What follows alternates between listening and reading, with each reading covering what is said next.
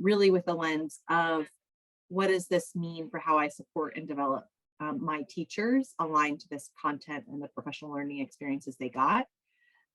So the series, both this virtual session today and then our in-person session next week, will sort of take we'll be on two paths throughout the learning experience of digging into some of the content that teachers experience in secondary literacy training, and then balancing that with our teacher development toolbox. So how are we supporting and developing teachers to implement these new learnings and implement them effectively in their classrooms, through things like intellectual preparation, giving and delivering feedback to teachers, and really that strategic planning that you all do every day as leaders. So that is our overview.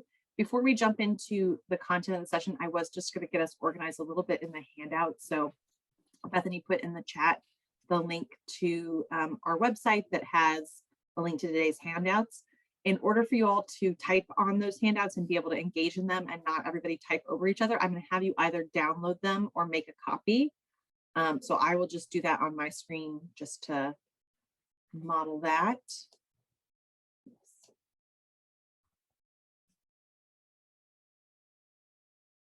Okay, so when you have the handouts open, if you go to File, you can either make a copy if you want it to keep it in Google Docs and it'll make a copy for yourself, or you can go to Download here and download it to your computer so that everybody has their own versions that you can type on throughout the session so that we can engage in our learning in that way. Okay, I think that's it to get us organized. All right, here are our objectives for this morning's virtual session. I'll give everybody just a moment to read those.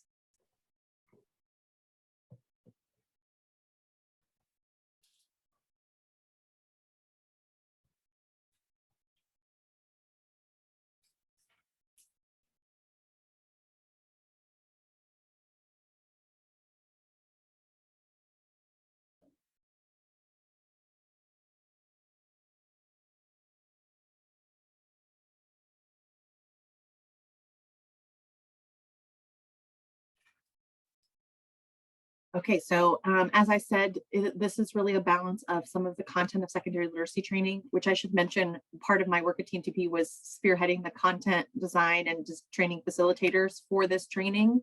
So I really had a front row seat to the design and content of that training. And so wanted to be able to share some of that, behind the scenes content knowledge with you all as leaders. And then, as I said, pair this with some of the ways that you guys can think about as leaders developing your teachers in this content. So today's session will be focused on sort of two big topics, one around text complexity and analyzing text and the text dependent questions that go along with that. And we will pair that, so that's the content that teachers experience in secondary literacy training.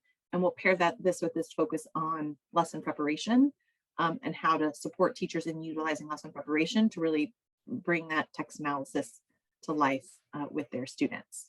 So that is our overview of today. Bethany, would you mind hitting record? Brittany and I were having a chat about that, and I don't think I can record, but I think you can. I think it's going. We're good to go. Okay, great. Okay, great. All right, so let's go ahead and jump in. All right, so here is our agenda. We will do a bit of an overview of lesson preparation.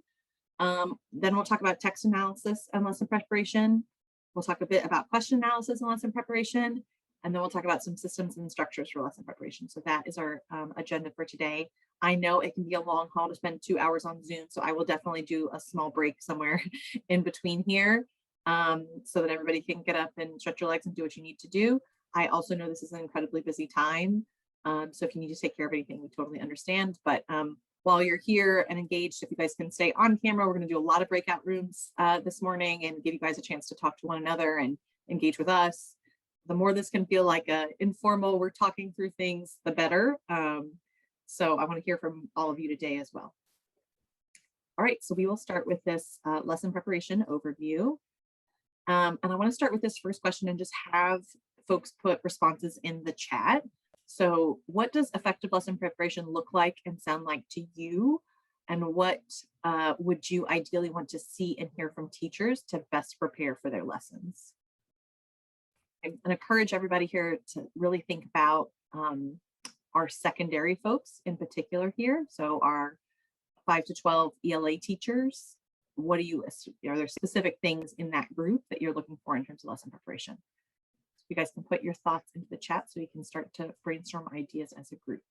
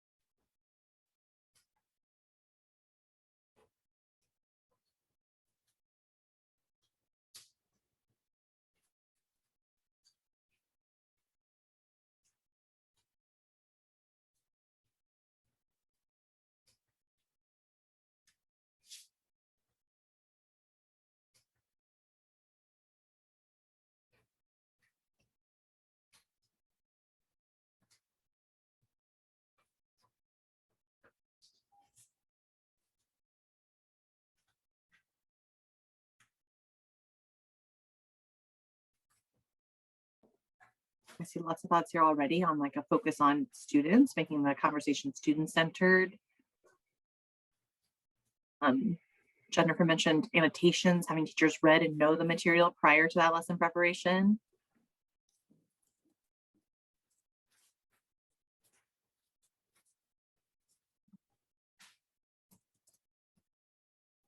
Jed, I appreciate what Tracy said about this kind of backwards design, right? Knowing kind of that end goal or culminating task and thinking about that as we're looking at what builds to that for students. Great.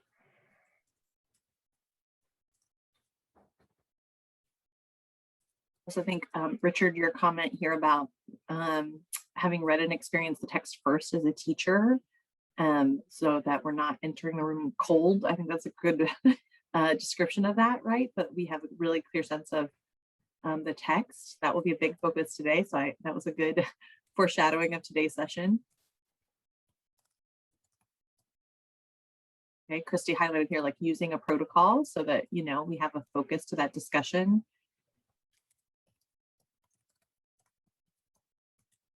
Great. I'm going to share with you all some look-fors for lesson preparation, or some success indicators of what effective lesson preparation can look like. I think a lot of these indicators are things that you all already lifted up in your description, but also get to some of the nuts and bolts of effective lesson preparation. So, you know, the first here is dedicated weekly time for teachers to spend together on planning. So making sure that there is the structures in place for this preparation and collaboration to actually happen. Christy's point that she raised, that teachers have a consistent agenda or protocol to facilitate that collaboration that guides the discussion and keeps them focused on the right things in that discussion. There are clear roles and responsibilities for facilitating that discussion. They know what their role is, you know, and what they're, to the point that was raised in the chat, like, is there particular things they should come prepared to the discussion to be able to speak to. Leadership and our coaches attend the meeting, participate, provide feedback. This is not something we're just expecting teachers to do without it being a collaborative learning experience throughout the school community.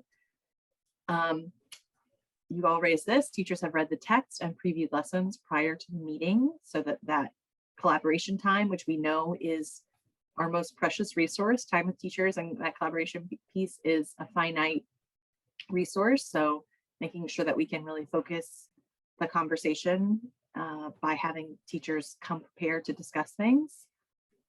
Teachers discuss and articulate outcomes for student learning. You guys mentioned that quite a bit in the chat, having a clear picture in your mind. The goal should be that at the end of this lesson preparation, teachers have a very clear picture in their mind of what the outcomes for kids should be from that lesson. They're reflecting on assessments in the lesson and making connections to the text. They are, where appropriate, writing exemplar student responses and or anticipating student misconceptions that they might see in the lesson. They are analyzing questions and identifying connections to text and learning outcomes. And they are planning for differentiation to support all students in meeting learning outcomes. So what are the scaffolds or supports that students need so that they can all access the content of the lesson? Jetta, something that stands out to me real quick here is that, while we're really focused on the ELA classroom today, a lot of these indicators, if I'm a leader thinking about having those planning conversations with teachers, right, that really can pertain to any subject area. So I think that's a useful thing to kind of keep in mind as we kind of add this look for his list to our toolbox as a leader. Love it. Yes. Yeah, there's nothing content. I mean, there's some text pieces here that might vary subject to subject, but there's a lot of content neutral pieces here that we want to see across subject areas and grade levels, right? Okay, great. So I'm going to have you all do a bit of reflection and self-assessment on lesson preparation in your schools or districts. And what I'm going to ask you to do is think of, focus your reflection here. So think of a particular school, a particular grade that you really want to focus on reflecting here. So it could be your most challenging, tricky group that you're having trouble moving, or it could be a group that you've been working with for a long time. Like it might be those like 11th grade ELA teachers that, really need some support around lesson preparation. You want to do some reflection on them. Oops. So in your handouts is these look fors for lesson preparation, and there's some space for you to do a self-assessment. So I want you to go through, keep that one group in your mind, and go through the look fors here and do some self-assessment. Are these things, you can strongly agree, disagree, or strongly disagree about whether these things are common, present, happening consistently in lesson preparation for that group.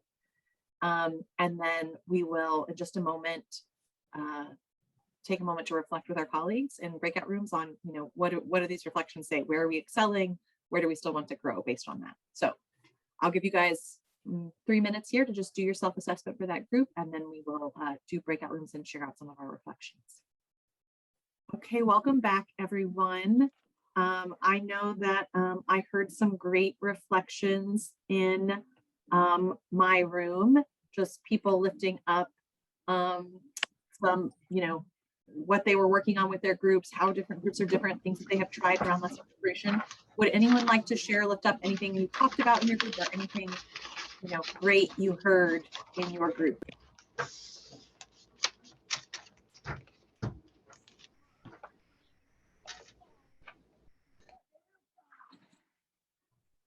I'll just share. Amanda Lawson was just kind of talking about the need for collaboration with a program that she had, and she may elaborate on that, but just, that there is a need for this kind of work, that we can collaborate and work on the connectivity of practice and content. But Rebecca, can I call on you? Will you be mad at me if I call on you in the big room? Will you share what you talked about? That's fine. I'll share. So I just shared that a recent suggestion from Andrea Achedabu, who's our TNTP partner in our district, was for a collaborative, all of our 6 through 12 ELA teachers to have a team do a fishbowl of lesson prep. And so we only did maybe about 15 minutes of it, but I got a high school team that I know really does plan together. And I thought it'd be more powerful from high school teachers, because they are the ones I struggle with the most sometimes to really do the true collaboration and lesson put together. So I got an English 3 team, and I'm going to owe them dearly for a long time, to come and plan and let everybody else do a fishbowl and go around them and make notes about what they noticed as they plan. And I know this team, like, this is their 3rd year on this curriculum. They already have a lesson prep protocol that they have typed in and filled out. They have every question sequence, in there. And so we're talking about moving from fidelity to integrity for those teams who have made it through a year with fidelity at this point. And so they modeled it. And while it was happening, I was like, okay, this is the biggest disaster of all time. Like, I just wasn't getting a great sense from the room. But then afterward, I've had so many teachers reach out, and sometimes it's just been positive things. I had a little 7th grade team, and they were like, well, we were just so excited because I looked at her and I was like, that's what we do. That's what we're doing. So it really reinforced good practices. And then I have a team of English 1 teachers that I met with all last year, and we just never could really make it happen the way it was supposed to happen. And then I met with them last week and they said, well, we just saw that and we were like, we've just got to do it. We've just got to make ourselves do it. That's what we need to be doing. And it's just got to happen. So I just thought that that was really a powerful thing. And those were the two people who modeled are friends of mine. I did have to kind of pull some strings with them, but I just think that that was really a powerful experience for people they know to actually see them doing it. Yeah, I just love that example, Rebecca. And I appreciate you sharing that with the whole group because I do think when we talk about lesson preparation, teachers can often feel like, are we doing, I can hear a lot of questions often from teachers like, are we doing this right? Is this the right answer? Like it's a pop quiz. And I think helping to see different ways that people do it, what the conversations can really sound like the authentic version of that. I mean, authentic when you're being fishbowled and observed by all your colleagues, but getting to see an example is really powerful. So I really love that you did that. Gosh, and Rebecca, that's courageous leadership. You know what I mean? To say, I feel like my folks need to see this in action, right? And let me provide this, for the team, find a way, like you said, pull some strings and provide that opportunity. Because it's also easy to think, oh, lesson prep, yeah, I do that, right? But then really contrasting that to really strong, effective lesson prep versus maybe some lesson prep that we've been doing in the past with our old materials that now just doesn't align with the intent of what our new materials provide, I think is a neat opportunity. Okay, great. So I want you to keep this group in mind that you have done some reflection on. And we're going to move into thinking about how we utilize lesson preparation around strong textual analysis. We're going to watch this very quick video. It's like under 2 minutes of one school's approach to intellectual preparation, as they call it. And I just want you to think about what's different about, let's focus mostly on the second question, because I'm going to ask you to respond in the chat to this. So what is different about intellectual preparation compared to your typical understanding of teacher planning that we see in this video?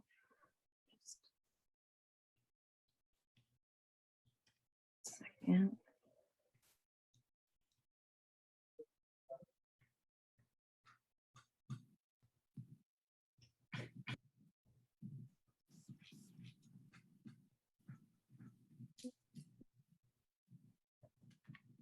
I'm going to walk us through kind of the flow, and then I'll give you this cheat sheet with the flow for what we're going to do. But first, just keeping that in mind, our thinking jobs and kids' thinking jobs are, what does the narrator teach us about the characters? Do you remember the second one? The tools that the author uses. Right. It was, how does the author show that? The teachers have an intellectual preparation meeting every morning for their class. And so there's always that question of, you've planned the lesson, or maybe somebody else planned the lesson and you got to go teach it. And what does it look like to be ready? Sometimes the last thing to get taken care of is actually knowing the content so well that no matter what a kid says, you've prepared a response in your head for how to push them forward. And those intellectual preparation meetings do exactly that. They get you to really know the heart of the content that you're teaching and be able to anticipate student responses and say, if a kid says this, here's what they're probably thinking. Here's what we'll do to put the thinking back on them and push them forward.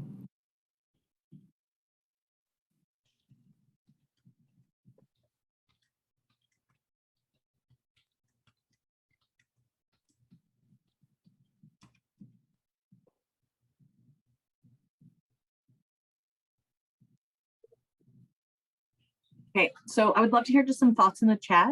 How is that vision of intellectual preparation different, similar to our typical understanding of teacher planning?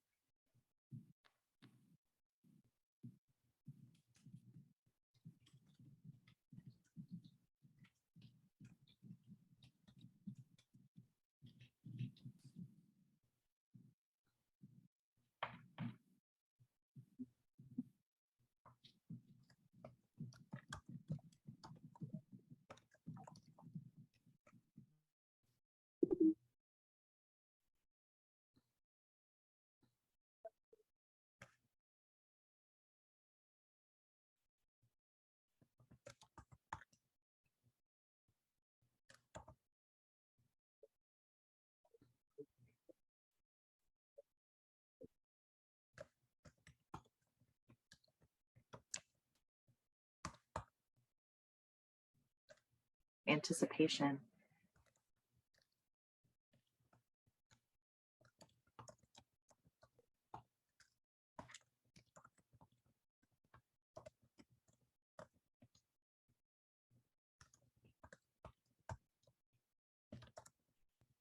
where the lesson should be going. Yes. Yeah, the metaphor that I often use, I'm a metaphor person, guys. If you've not worked with me before, you'll pick up on this over the next 2 weeks together. And the metaphor I always use for lesson preparation is, you want, as a teacher, by the time you go to teach this lesson in your curriculum, you want to feel like the conductor, meaning I know every note before it's played, right? I know exactly what's coming and what it should look like and sound like. And if there's something off, if a student doesn't understand, I know how to fix it, right? And so that sense of internalizing the lesson here, that you guys lift up a lot in your chat comments, is like the same picture that I have in my own head as well. And I love how this school leader talks about it, because I do think it's very focused on student learning, and anticipating, if a kid says this in response to a question, how will I respond? And what can my support of that student be? Okay, great. Let's take one moment. The lesson preparation protocol, the TDOE's lesson preparation protocol, is in your handouts. I give you, before we jump into some talk about text analysis, I want to give you a chance to just skim that. I'm sure you have seen this before. It's what your teachers engaged in the secondary literacy training. Your district may use this. You may use, curriculum specific prep protocols or something of your own. But we're going to use this one as our sample one today. So I want to give you a chance to just skim through it and just reflect on, which questions do you think would be most beneficial for your teachers? Where do you think teachers might struggle with this protocol? So I'm going to give everybody 3 minutes to just skim the content of the prep protocol, and then we will jump into some talk around text analysis.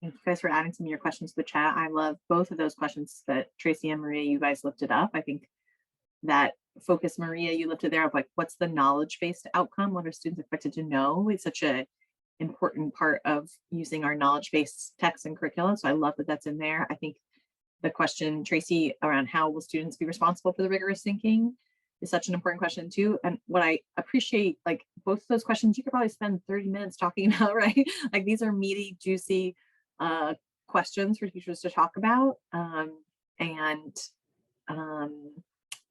are worthy of their time. So I just love both of those. All right, I want you to keep this prep protocol in mind as we jump into the content around text analysis. And we'll come back to the prep protocol later in the session. Okay, so we're going to move into this text analysis piece and lesson preparation. And as I shared at the beginning, I'm going to give some of the experiences and content that teachers experience in secondary literacy training, and then we'll apply some of that learning with our leader hat on here in a moment. So one of the big topics that we talked about on day one of secondary literacy training with all of our teachers is this focus on text complexity. And how do we analyze what makes a text complex, right? Like we share with teachers the difference between, a quantitative analysis of text, like Lexile levels, which gives us some understanding of text complexity, but is not a full picture, right? And any Ernest Hemingway text always rates very low on Lexile levels because of the short sentences, right? But we know those are incredibly complex text. And so there are also the qualitative features that we analyze text by. One, I think, important thing to say here is that, several years ago, it's probably 10 years ago at this point, as like shifts in standards came out and this focus on text complexity became a part of our professional learning. The focus in sharing this with teachers and educators and leaders was to actually assess the quality of text that we were using with students and say, is this a text that is complex for our 7th, 8th grade, 10th grade students? But as all of our districts have adopted high quality instructional materials that use rich, challenging text for our particular grades, that's less of a concern. Thank goodness. I'm like, what a celebration that isn't something we have to worry as much about anymore. But it doesn't take away the importance of this understanding the qualitative features of text analysis. And we're going to experience some of that today. But the shift is focused from, is this a complex text, to what makes this a complex text? What will be challenging about this text for my students? Because as we see in that lesson preparation protocol, part of that protocol is really understanding, what is, where might students struggle with this text and with the questions around this text that I need to understand to be able to be prepared to support them. And deeply understanding the text and its complexity is what prepares me to do that. So I just wanted to frame our learning experience today that we're going to kind of dig into these with that lens in mind, that we're not trying to decide, is this the right text or not for my class? It's more what makes this a challenging or complex text for my students. And Jetta, we could say here that this would apply to any text across our building, correct? So a text we're reading in a CTE class, in PE class, in science, history, all these things you can think about as you're working with your teachers as they prepare for teaching any text across the building. Yes, absolutely. And as you all know, we had teachers across grade levels who attend secondary literacy training and applied these to their content level, their content area text. So yes, very, very good point, Bethany. Okay, so I'll do a quick overview of how we think about text analysis, and you've likely seen some of these before, but I'll just to put us all on the same page and using the same language here. The 4 categories we talk about with text complexity are text structure, which focuses on, things like how is the text organized? Are there text features that makes this easier or more challenging for students? Is it sequential or is it out of order, right? Like, what is the structure of the text that either makes that easy for students to understand or difficult? The next category here is meaning. This is like the Ernest Hemingway example is the perfect example here, right? Which is, are there layers of meaning? Is there ambiguity to this text? Are there subtle themes that are hard to pick up on? Is there complexity in the different concepts that are being presented here, right? That might be tricky or challenging for students to interpret. The next category is language features, right? So what about the vocabulary or sentence structure makes this text complex? Is there figurative language that's particularly difficult? Often, aphorisms or cliches that are in text might be tricky for students if they've not heard them before. This is often a place where, English language learners in particular struggle, right? What is the particular, vocabulary that might be challenging for that population of students? Are there is it, dated language or dialects that might be difficult for students to interpret? And then lastly are the knowledge demands, right? Is there background knowledge that students need in order to understand this text? Is there particular disciplinary knowledge, right? Like, is this a very, science-based text where they need some particular knowledge to be able to understand it? Things like that. And as you all saw in your preview of the lesson prep protocol, and that these are the types of questions that we want teachers to be asking about the text in order to best prepare for leading and facilitating students to understanding this text. So this is sort of the lens that we use for thinking about text complexity. Now, we're going to apply all of this to a sample text. This is a sample from Odell Education, which is a high quality instructional curriculum, literacy curriculum. We are going to dig into a sample text from this unit. But before we do that, I'm going to ask you guys to think about a couple of questions. I want you to pick one of these questions to answer in the chat box. You don't have to answer all three, but pick one of them. And then in the chat box, say which one you're answering. So 1, 2, or 3, and then give us your answer. So you can answer, what is a system? How would you define a system? We're answering these before we read the text. 2, how do production and distribution of food include interrelated elements that interact and form a unified whole? Or 3, where might I, as a person, fit into a food system? So this is just brainstorming some answers to some questions before we read the text. So pick one of these questions that you want to answer and put your response in the chat box.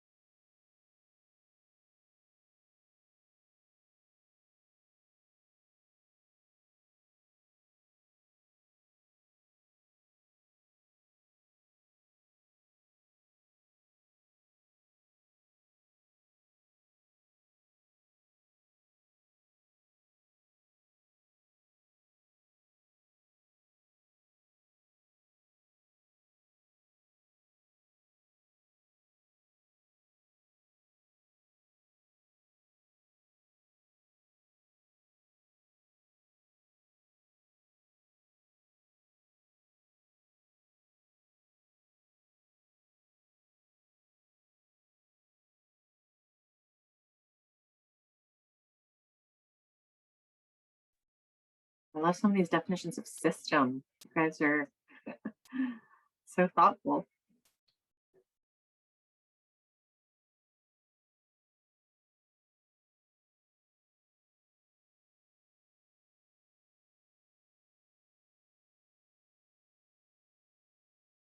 Okay, great. I want you to keep your thoughts and answers to those questions in mind as we dig into this sample text.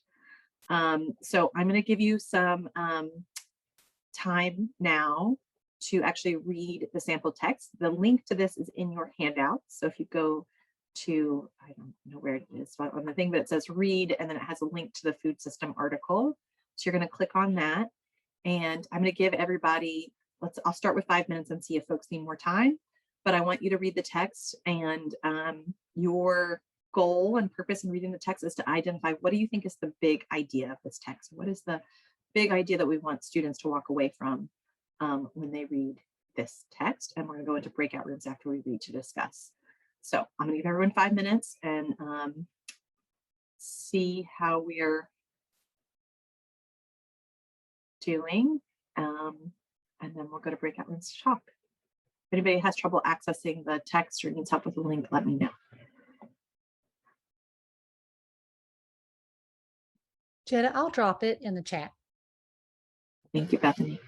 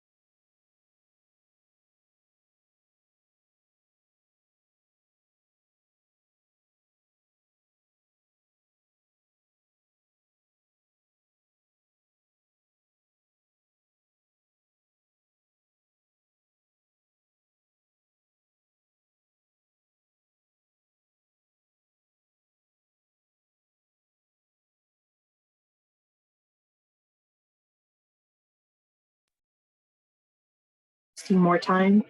1 minute, 2 minutes? 2 minutes. Okay, let's do 2 more minutes.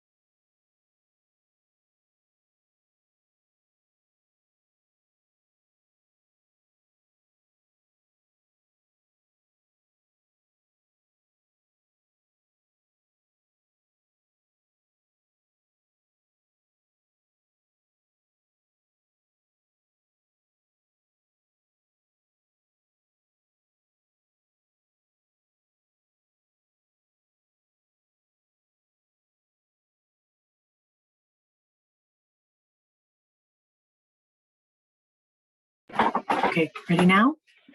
I'm going to send us into our breakout rooms, and I want you to share in your breakout rooms. What do you think is the big idea of this text? What do you want students to walk away from when they read this text? I'll give you guys 4 minutes, then we'll come back. Okay, welcome back, everybody. Okay, we had a great discussion in my breakout room, so I would love to hear from folks. What was your discussion?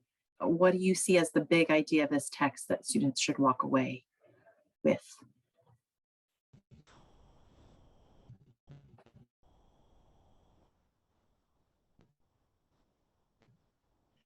A member of our group talked about the connections that humans have to the food system in all the different aspects.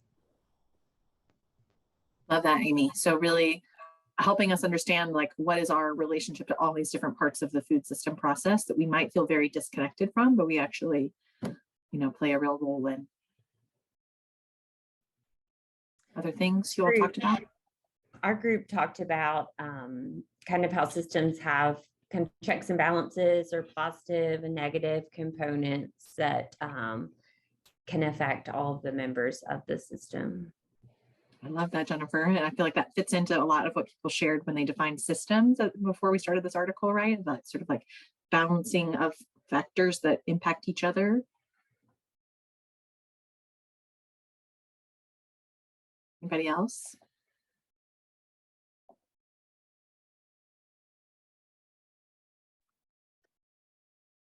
I'm going to call on what my partner Christy said. The section there about food citizens, really just being that kind of informed citizen, in this case about like food systems and our place in it, like some other folks have said, but, kind of building that knowledge base and awareness of how all this fits together so you can be a more informed citizen.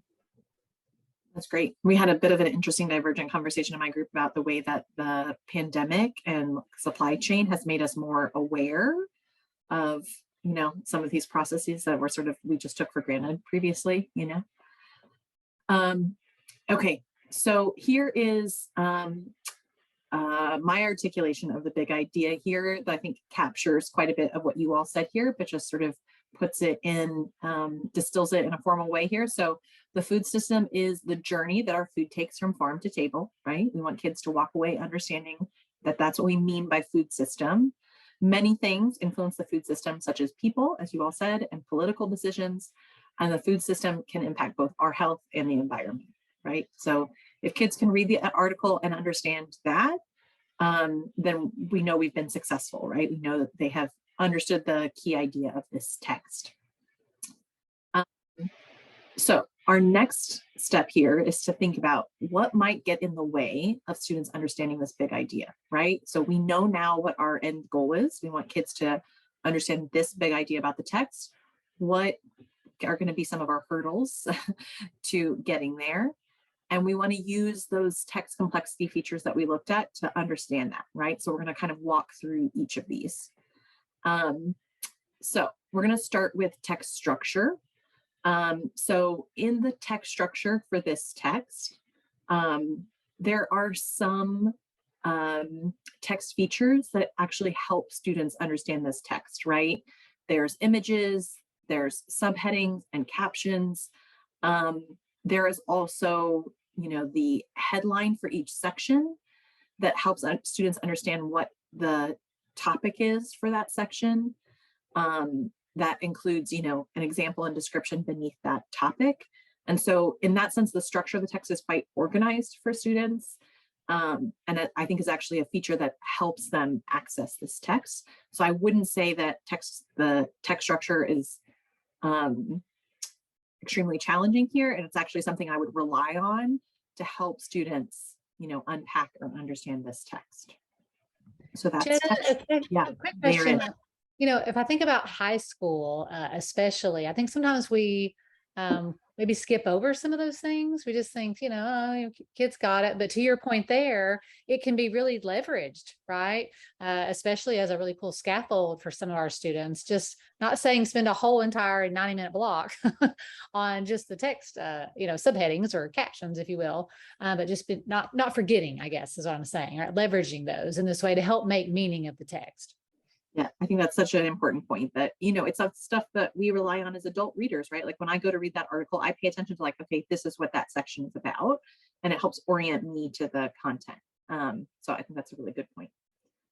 Okay, so meaning and purpose, right? We have some, complex meaning here around understanding what the food system is and how it works. There's some complex topics about, food and the environment that maybe students haven't thought about in that way.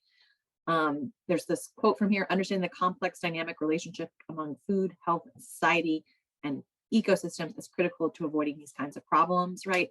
What I would say about the meaning and purpose of this text is that while there is some complexity to it, it is pretty direct and straightforward. There's not a lot of ambiguity to it, or the author stating it in ways that might be, trying to make us work to understand the meaning, right? It's pretty direct and informative in what it's trying to do. I will say that the one complexity of the meaning and purpose of this text might be that while it is an informational text, I do think there's aspects of this that are trying to make us call to action a bit, right? To be these informed citizens, to better understand where our food comes from so that we can be more, informed in our decision making about food, right? So there is some trying to change our perspective, maybe that is an element of the meaning and purpose of this text. But overall, I would say, again, the meaning of this text isn't what I would see as the biggest hurdle or challenges for students understanding the big idea here. I think it's relatively accessible for our students. Okay, language features. So there are some sentences, there's two examples here on the slide. I'll have to give you guys a moment to read them. These are two quotes from the article.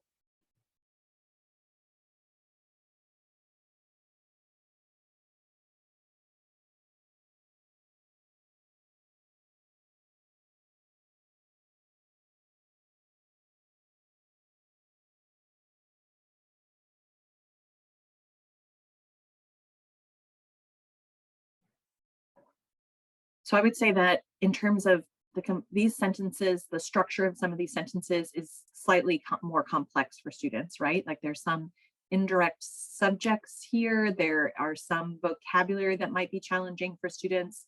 Like what does long-term viability mean in relationship to the food system? It is a lengthy sentence with a variety of, clauses to put together, right? And so helping students unpack some of these more complex sentences would be a place that I would see as challenging in this text, and that what I would want to focus on, right, is picking some of these sentences and helping students unpack the meaning of them for those reasons. So I think language features is a component of this text that makes it more complex and more challenging for our students. Okay, and then knowledge demands. There is quite a bit of, oh yeah, I'm glad you raised that. Subject specific vocabulary, Tracy, is a great point. That leads us to this next topic, which is knowledge demands. There are definitely some knowledge demands to this text. Even in these samples, right, there's stuff around biodiversity, chronic illness, infectious disease. Like, what does that have to do with the food process and food chain? Is complex ideas for students. I will say that we're going to look at this unit more broadly. There's a whole unit here around food production that text is taken from, where over the course of the unit, students will develop and build their knowledge around some of this content. And this article in particular is a real entry point for students for some of those topics. But I do think it's challenging because of that, right? Especially because it's early on in the unit and is supposed to give them an introduction to some of these parts of the food process. And so I think that the knowledge demands here will be tricky for them. And it's also crucial that they read it and start to build some of their understanding to help with the rest of the unit. So if I were to I'm just doing a bit of a think aloud here of this like text analysis piece for this article. If I were to sort of summarize here, right, that what I would focus on in terms of instruction for students is questions around some of the knowledge demands pieces and making sure that students understand the background here and are starting to synthesize what we mean by the food system, because that will be very important for the rest of the unit and it's also important to the big idea of this text. And then the language features piece, right? Like what are some of the complex vocabulary that students might need? And can I ask them questions about that to help them understand? And then unpacking some of those more complex sentences to make sure they're, understanding those. Okay, so that's Jetta's. You got a window into like Jetta's intellectual prep around this text. I want to send you guys, and that is also a model for you all of the work we want teachers doing, which is analyzing a text deeply so that they can then think about, okay, what am I going to need to do in this lesson to prepare my students to be able to access this text? So I want to give you guys a second and go back to the lesson preparation protocol that's in your handouts. And I want you to think about what questions in the protocol would support teachers in reflecting on and analyzing text complexity in the way that I just did for that article for you all. So go back and look which questions in the protocol would support teachers in reflecting on and analyzing text complexity, and add those to the chat.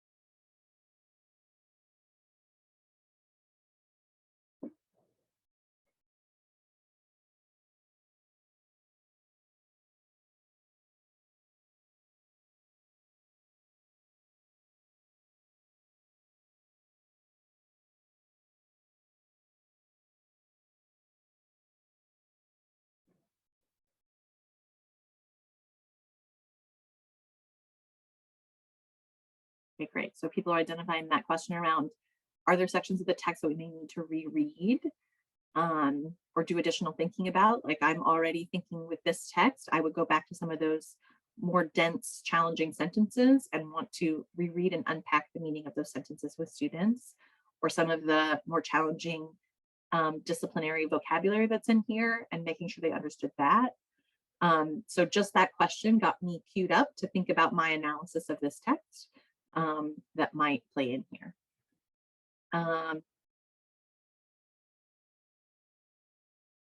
And then that question that Rebecca lifted up here around what aspects of the text might students struggle with, that's exactly what I did the think aloud around, right? Is talking through like, okay, this is slightly challenging, but I think students will be able to get it. This is what's tricky about this text. And so I'm going to want to focus more there in terms of my instruction. Great. So my question for you all, and I would love people to just unmute and share so we can talk about this a little bit as a whole group, which is how does analyzing text complexity, so how does kind of going through that process that we just did together support teachers in more effective lesson preparation? Why do they need to analyze text in order to effectively prepare for lessons? What do you guys think? You guys can unmute and share. I would love to hear some voices besides my own. Yes, yes, yes. I echo that. Let's be the collaborative, right, that we are in name here.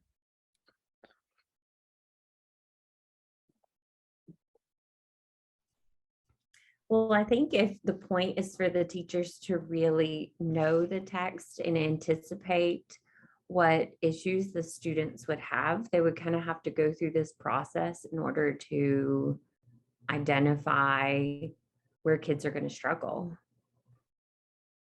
And also to be able to relate the text to the culminating writing task or an upcoming lesson, or just how it fits into the bigger picture. I think that's a great point, Christy. I feel like often, you know, I know I did this as a teacher too, but there's a tendency to just jump into like, what are students going to have to do in this lesson, right? Like, what's the task for kids? And that's incredibly important. We want teachers to understand that.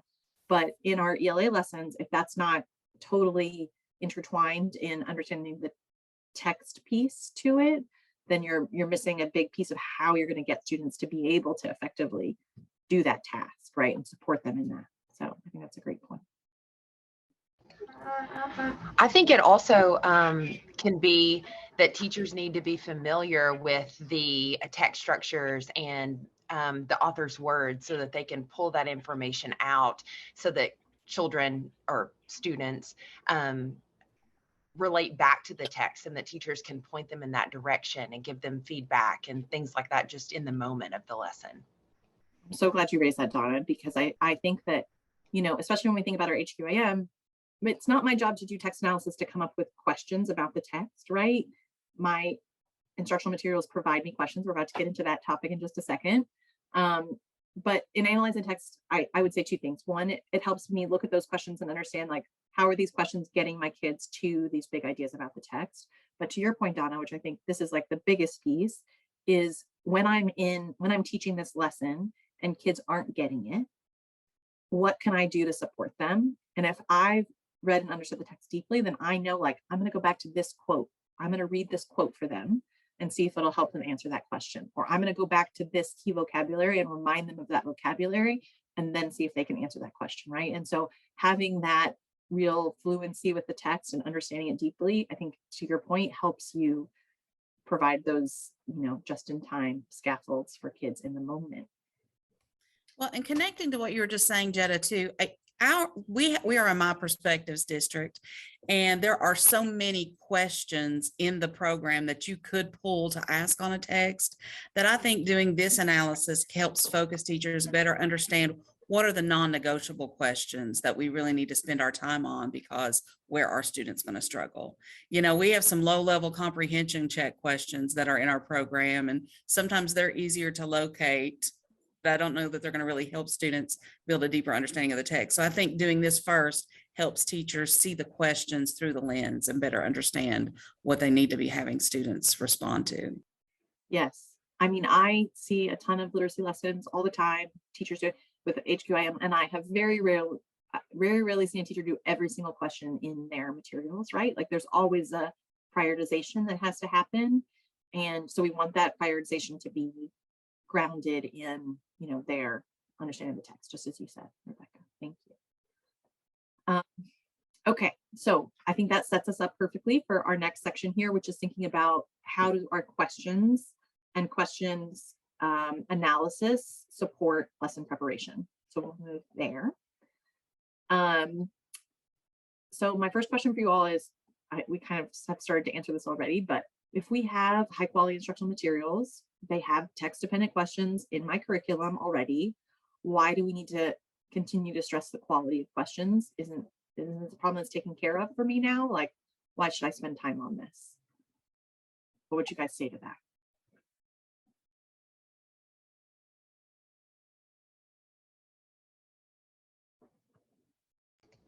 A problem that we ran into was a lot of the questions are really important, but which ones do you really emphasize on and spend the most time?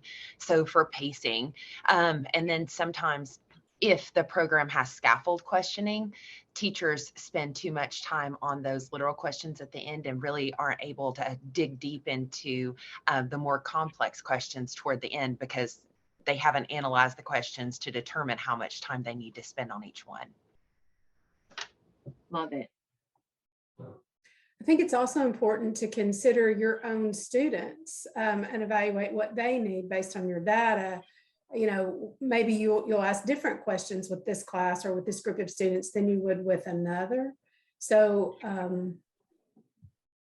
yeah, knowing your kids, what scaffold or supports they're going to need. I think your point there too, Donna, about like the pacing of it. Like if this is an easy, quick comprehension question, I want to like answer that and move on. And if it's a media analysis question, then I want students to build on each other's thinking, right? Then that should take more time in my lesson. So prioritizing that, I think, is really important. Okay, great. So that's why we talked about questions. You guys already knew the answer to that. Here is a sample. This is an example. This is actually from an elementary school.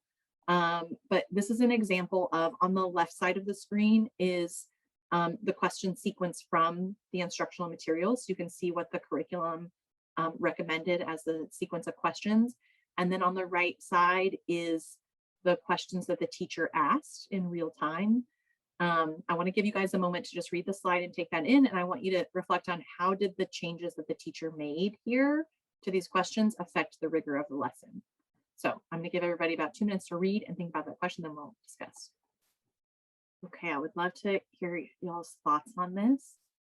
How did the changes the teacher made here to the questions affect the rigor of the lesson? What do you guys think?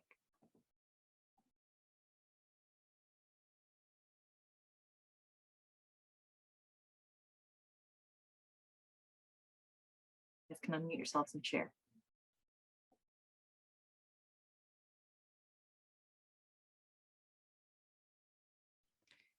I think that the questions just required a basic answer. It didn't allow the student to dive more into the text and say why they think that or provide reasoning why. It was just, a yes or no question, or it recalled a response instead of in-depth discussion.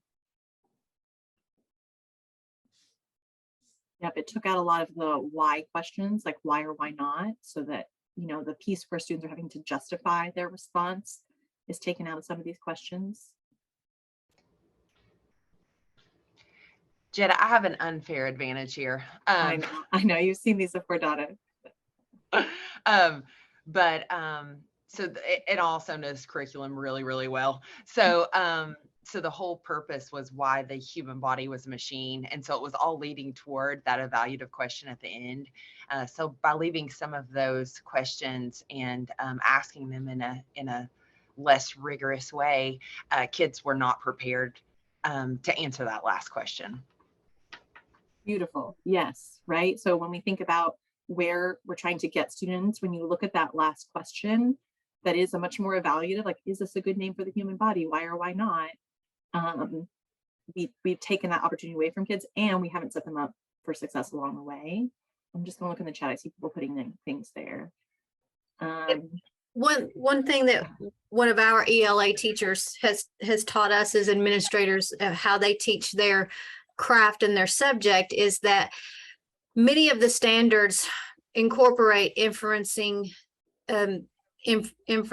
different concepts and doing literal concepts, but it's the spiraling of the concept across the standards and applying that standard and that concept in different ways and means throughout questioning and techniques. So what the teacher has done through the questioning is applying and spiraling that standard. And so then you have incorporated many different standards by doing that spiraling.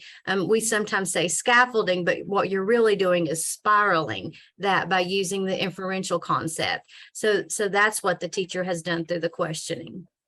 Yep. I'll also just lift up, there's like a couple of small things. I agree, Sherry. And I think there's a couple of small things in these questions that's like important to pay attention to. So for example, the teacher asked, what is the body system that digests food? The question that gets asked, supposed to be asked in the curriculum is, what's the body system that processes the food that you eat? It's the digestive system, right? And actually in the question that the teacher uses, she's giving the answer to kids there, right? Inadvertently, but she's giving the answer, cueing them that it's the digestive system. So it's just a quick example of like, she's asking generally the same question, but she actually, in her phrasing of the question, leads kids to the answer, which I think is important to call out here, that there is that, piece lessens that rigor of the questions for the students, and to Donna's point, doesn't prepare them for that more challenging evaluative question at the end. What I really like about this example is, I think one, it just highlights the best of intentions actually from teachers, right? Like, I think if I met with this teacher afterwards, she'd probably say like, I was using the questions from my curriculum, right? I was, phrasing them in my own words. And while we don't want teachers to have to feel like, oh, I'm reading these questions straight from my teacher's guide and not thinking about them, I would want this teacher to see, like, here's what you asked. How did that change the experience for students? And to be able to see that impact of that. So this one is ripped from the headlines, because I think this is the type of thing that I see from very well-intentioned teachers all the time, in that modifies those questions in a way that lessens the challenge for students. And Jetta, I think what you said there as an action that a leader can take, again, across all content areas, is like really looking and thinking through with that teacher, what question did you ask? Right. And then what was the thinking that was required? I know several people in the text, but, like maybe you wouldn't even have to read the text to answer some of these questions, right? Like how a shift there, like took that opportunity away for students, or the way you just said, the rewording kind of gave the answer, right? Or rounding up. If we, when we take kids' answers in that regard. So I think that's a really cool thing to think about in terms of our leader toolbox as we are sitting down with teachers and thinking about lesson prep, and then also the moment of being in the lesson, asking those questions and then reflecting on it afterwards. Yeah, I love it. I think that sequence also just speaks to the importance of lesson preparation, right? That the teacher has really internalized what these questions are, what's challenging about them, what she's going to be listening for from students, so that she's not doing those rounding up in the moment in that way. Okay, I'm going to give you guys just a second to reflect on the text dependent questions for the food system article. So this is in your hand. A link to these questions is in your handouts as well. I want you to look at the questions that align to the article with this question in mind, which is, how does this sequence of text dependent questions and tasks build students' understanding towards the big idea of the text? And I put that big idea back up here for you. I'm going to give everybody 2 minutes to look at those text dependent questions, and then we'll go into quick breakout rooms. Okay, welcome back, everybody. I would love to hear from a couple of people. What did you talk about? What did you notice about these questions, or how they build to the big idea of the text?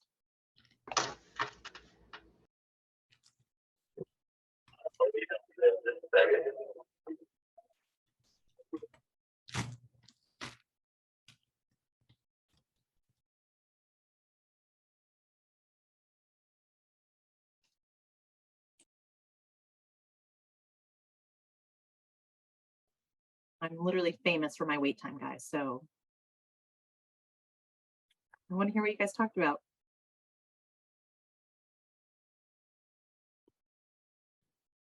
So we actually talked about 3 different aspects of it. We all had a different something to bring to it. One thing that I pointed out to it was I liked how it was chunked by sections. That way students are not focusing on the entire article for one question.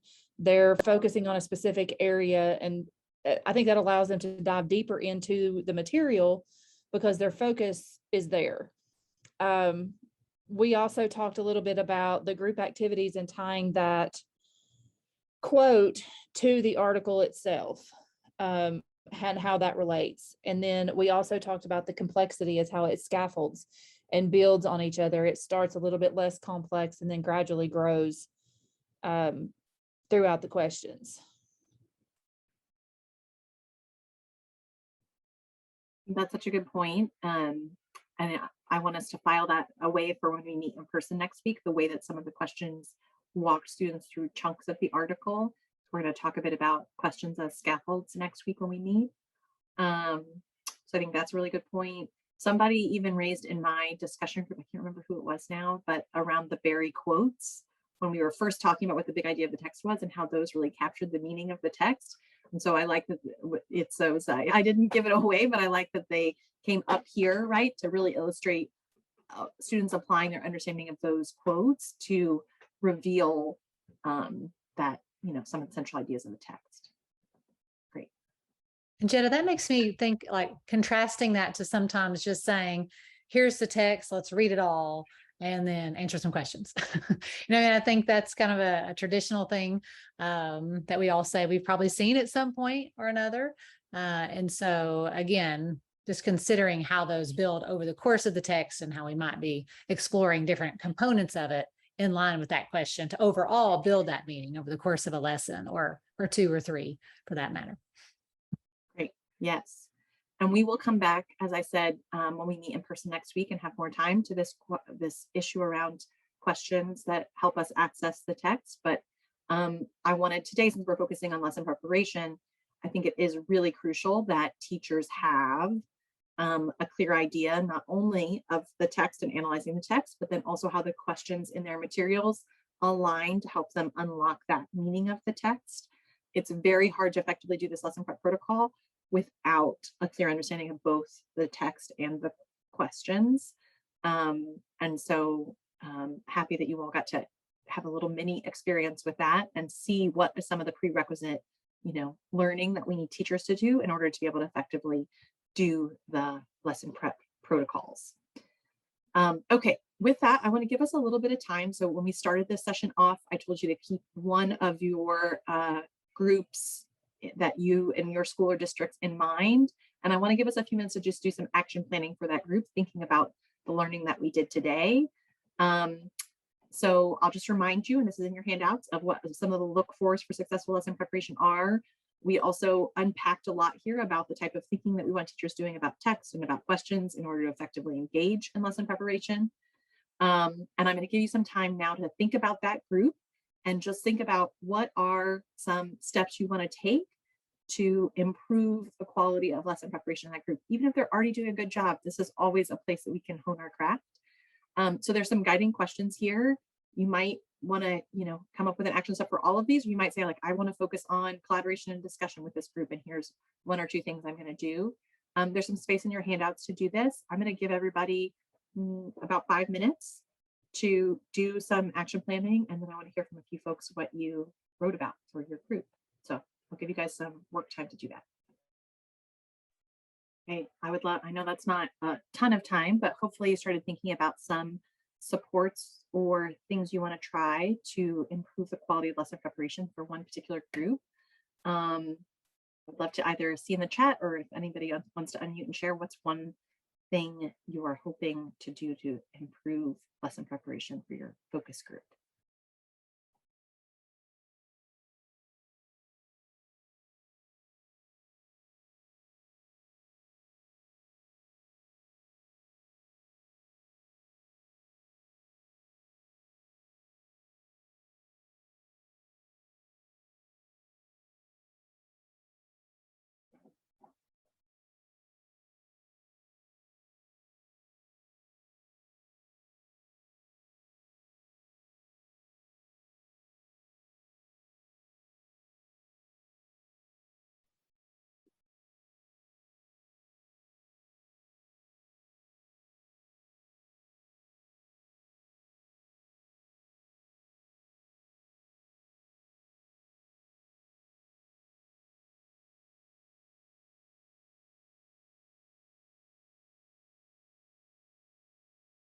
for that, Amy. And I bet this group on this call has a lot of ideas about how to do that.